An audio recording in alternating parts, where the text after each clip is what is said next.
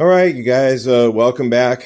We went ahead and polished this panel again, and now what I'm do is I'm going to go ahead and finish polishing the rest of this thing. I did this one too. It's super slick because I put on this Menzerna Power Lock stuff, and I'm using the orbital buffer. This one here from Viver. It works amazing. Like I said, I wouldn't recommend using this as your only polisher. It would just take you a long time to buff a car. It does it very quickly, but it's just not the right tool. A spin buffer works better for your first cut, but for the final stuff, it is kind of nice to use this. It does cut out some of this little hazy stuff I'm seeing here, and it works great for this. And it has a lot of different pads that came with it. So it's got a whole bunch of different pads. I don't know about that one really, but I'm using this one here because I'm doing a first polish with some of the Menzerna products, some other Menzerna product. Here that's like 3800. And then just knocking out, there's like a little few places I can kind of see some of the sanding scratches. Some of that little bit of stuff, you didn't quite get out the first time. So I'm just running around here and cleaning that stuff up a little bit more. And then we're probably going to do some more stuff on this thing. I mean, I'm waiting for some parts. Long story about the engine, but I'm waiting for some parts for that. And then it runs and everything, but I need to pull the dash out of it, redo that, and then the air conditioning quit working, and of course it's somewhere in the evaporator area. I don't think you could buy an evaporator for it, but I do have some chemicals. It's not J&B Weld or anything like that. It's a special stuff for air conditioning that you can repair, stuff like that. So yeah, I'm seeing a little hazy spot right here. It's kind of stuff I'm looking for, and then just kind of cleaning that up and giving it the final with this stuff, just so it's easier to keep clean. All right.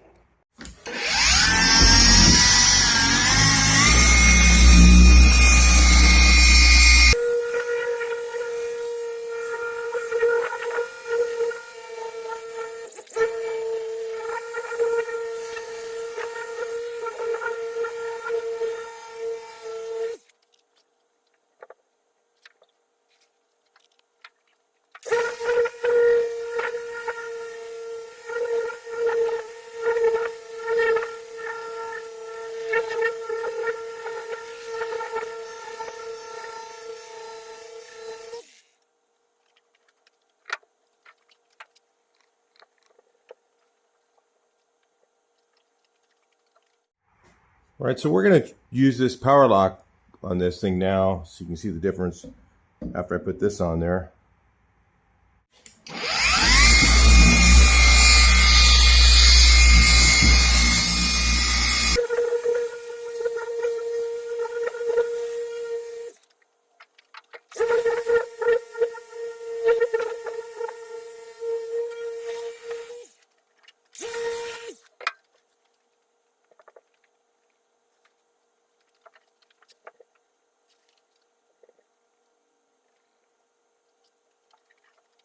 All right, can you guys see any difference? I don't know. It looks a little bit better to me, but it's mainly, that's just like a coating. I can't even show you what I can feel. It's just super slippery, so the dirt's easier to clean off when you wash it.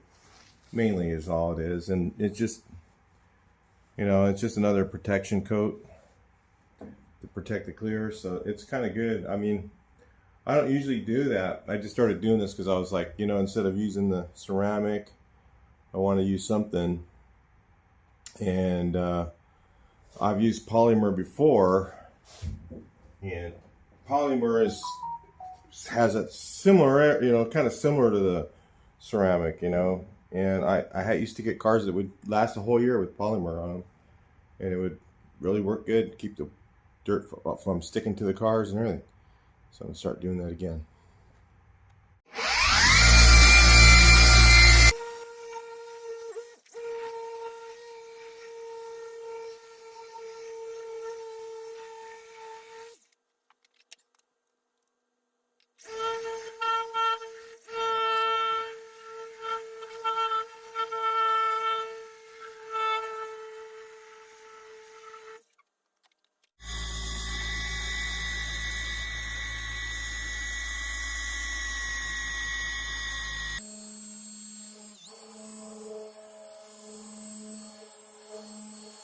Alright, so we're moving on to the inside. I'll show you something I found here. The AC wasn't working and it was leaking Freon really quickly, so I used my Freon sniffer, and where it is, it's this thing here. You turn it on, and when it goes really fast, that means it's found a leak. I could tell it was coming from inside the car, but I couldn't tell where with this. I mean, at least I got a, you know, it's good to have this tool, but it's also good to use the die, which does the same type of thing. And the die, you can get one of these little pins. You can see here. Oh, I killed the battery. Must have left it on. It does blue light, and you can see stuff when it glows in the dark. So what it is, you charge it with this Freon here. Has a UV leak detector, and you put that in there. And the reason I couldn't find it with regular Freon is this charges it with a much higher pressure. So when this leaks out, it leaks out a lot faster, and then it leaks with the dye in it. So this can be better for some leaks. Most of the time when I look for AC leaks, I can find them by simply just looking like at hoses and see if they're just wet. It's telling me there's oil coming out, and there shouldn't be. There shouldn't be any oil leaking. If there's oil leaking, the Freon is like a gas, right, when it leaks, and that will leak a lot faster than oil. So if there's oil around a hose, I know that one's bad, and I just replace it, and 99.9% of the time, it's fine. Because this stuff here, it ain't cheap. So if you can't find something, then, I mean, it was like for this light and this thing, it was like, I don't know, 75 bucks, 50 bucks. Well, I got to return this. So I get some money, $10 back. But I'm just saying, it's like 30 bucks for this, and then 20 bucks for the light, 50 bucks. So it's cheaper to actually replace the hose that just has a little wet spot on it than buy all this stuff. Usually that does it. Now, I don't know if you can see this on camera, but it's kind of yellow looking right here. That's that dye coming out. It was leaking somewhere in this valve, I think up here at the top, and leaking down. And so that was the culprit. It wasn't the O-rings, which I'm going to replace anyway, but it wasn't O-rings. It was actually this thing, this expansion valve. So luckily it wasn't. I thought it was the evaporator, but fortunately it was this. So I can replace this. This is like 20 bucks, and they did have them available out of Haas, Arizona. So I got one coming. So what we're doing now is we're going to try and get this dash out of here and get this all fixed. We do have the parts to finish the injection pump, so we'll be doing that pretty soon. I want to get this dash off. I'm going to replace, I've got a new layover piece that goes over the top of this to make this look pretty again. It just looks so bad. I just got to do something with it. So we're going to get that done. I'm taking the dash out. We're working on that now. See if you guys can see this. I can put new batteries in it. Of course, the batteries are dead. I left it on. Hopefully, I get it down here in the darker area.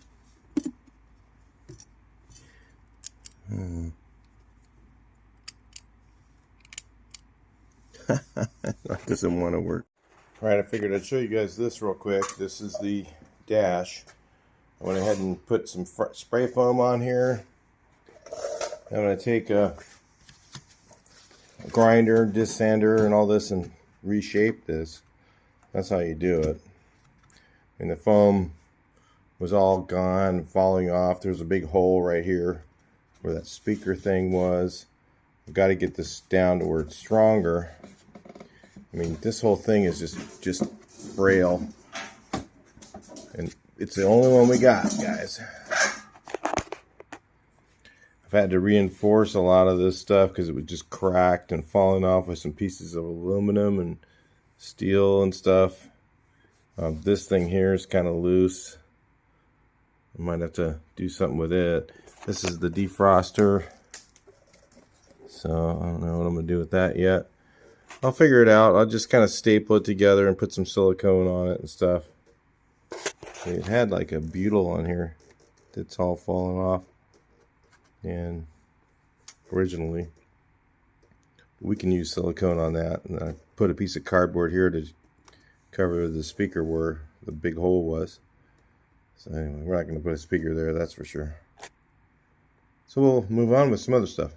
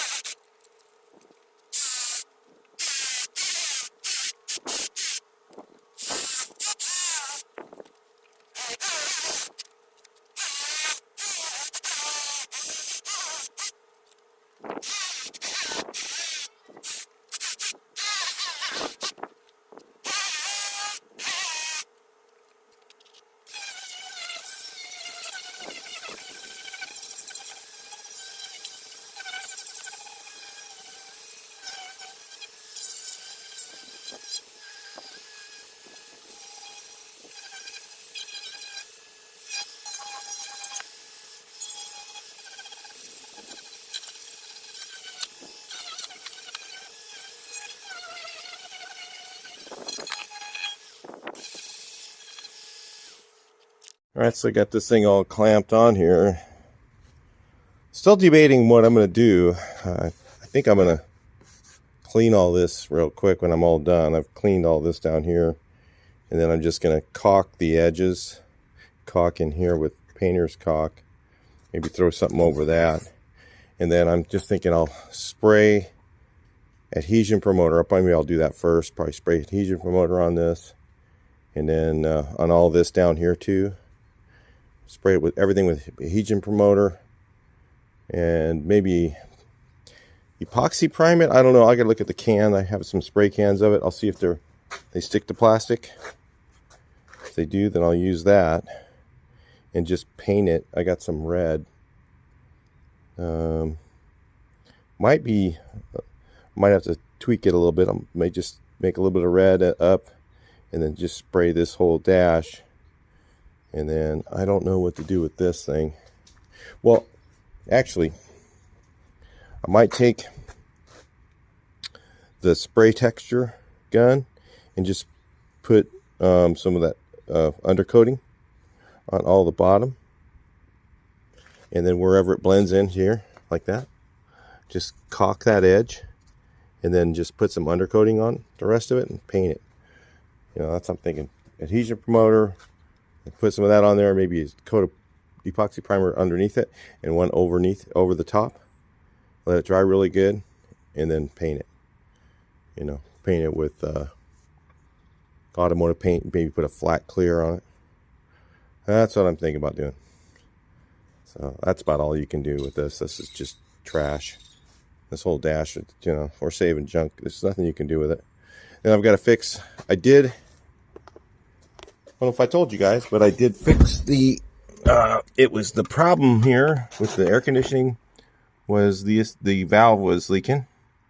So I replaced it, put some pressure in it, some of the leak tester, and there's no leaks anywhere, no leaks, other than the Schrader valve. So I've got to tighten up the Schrader valve or replace it. And I've got to make sure that all the vacuum motors are working for the dash. Because, you know, I want the vents, this one to open up, the one in the middle. It used to not open, and only the air would only come out through these two side vents, and it would come out like willy-nilly somewhere through the top, and it didn't get you very cool. So I want to make sure that this one here is opening, or just wire it open or whatever. So at least maybe partly have it open, and then some of the air will just go up to the window. If, you know, whatever I can do, I'll try and make that work better. I don't know if I'll get it perfect because I don't think these are available. I looked, I can't find this one. There's one under the hood for the other door, the recirculate one. Don't think that one's available. This one I think is, but you know, anyway, I I mean, I could make that one into one of these maybe. I found those before, but I don't know if they're still available now. They used to be 10 years ago when I did this last time. So anyway, we'll keep going. Talk to you guys a little later. Fusion promoter. Spray some of this on there and see what happens. I'm going to do a couple light coats of it. I'm doing it kind of heavy actually, but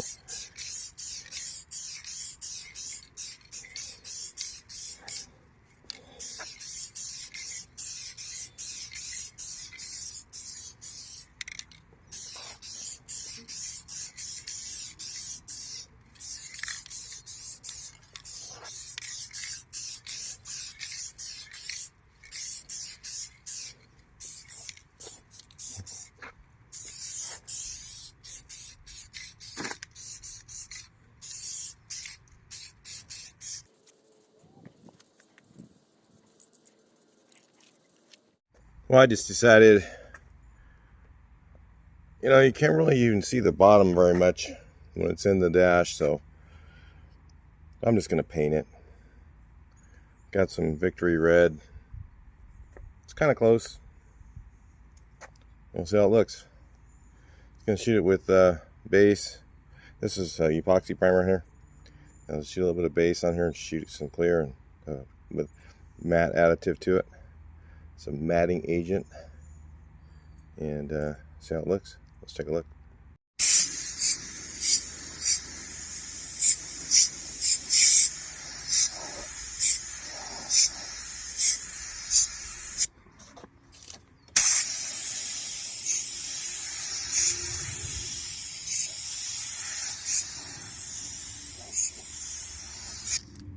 All right, guys, let's check it out. I got the dash in. I kind of skipped ahead a few processes here. And it looks, you know, it's a little bit different color, but it's fine. It definitely looks a lot better than it did. So, yeah, and I've charged the air conditioning. I checked for leaks. It doesn't seem like there's anything significant. The Schrader valve was leaking a little bit, and I just put a cap on it nice and tight. So, fan's a little noisy. But the air blows out of all the vents. It never blew out of the middle one. I think if I drive it for a while, the fan's going to kind of figure out a home. And yeah, it's blowing really nice and cold out of all the vents. So it feels a lot. It cools it down really quick. This is a really small cab. It's a really small cab, so cools down really quick. And the only thing I've got to do now is I've got to get the injector pump working right. It's, I don't know, I got to rebuild one, and I got to find the wipers. I know where they're at now. They're upstairs. So I got to rebuild pump, and I didn't, or it was brand new. But something's not machine right in that thing or something. So I got a new pump assembly, and I just went, you know what, let's just put a TDI one in here and make this thing haul ass. So there's going to be a cool video coming on this thing when I get that ready. I'm going to pull this one out that's in here, I think, and just rebuild that one. I got another one I could put together, but this one was in better shape. It was brand new. So something on the pump, high pressure pump head, it must not be machined correctly, and it's not allowing it to rev up past, and it's not the governor. I've checked that all, and it's not putting out enough fuel pressure. Even for a 9mm, it should be putting out more. So we're going to put an 11mm in here, and we're going to I got a TDI rotor, so they ramp up real fast, and I'll have to retard the timing to get it to run, because if it's too far advanced with that, it'll just knock. It'll make, you know, whenever the piston goes up, it'll fire too early. It'll start, you know, and this thing squirts some fuel. So if I go to after, or like 50 to 70, somewhere in there, what is it, millimeter, 0.7 millimeter, 0.5, somewhere in there, almost to barely before top dead center, it'll start firing, and then it'll push the piston down, and instead of, you know, pushing it up, because it fires too early, because it just drops a whole lot of fuel in. So anyway, we'll see. This thing did some mean burnouts before with the 8mm pump that was in it. It had only had an 8mm pump, and this thing was really fast. Okay, so with a 11mm pump and a TDI rotor, I don't know. We will find out. So you're gonna want to see that video. All right, but that's it for the air conditioning's working. The dash looks pretty good. Only thing I was gonna do is this and get the motor running and paint it, but now I keep on having to take the ejector pump out. So we'll get that again. We'll fix that, and that'll be up in the next video on this thing, and then we'll do some driving in it once I get it running right, and then some pretty spectacular, fun black smoke and white tires burnouts. Talk to you later.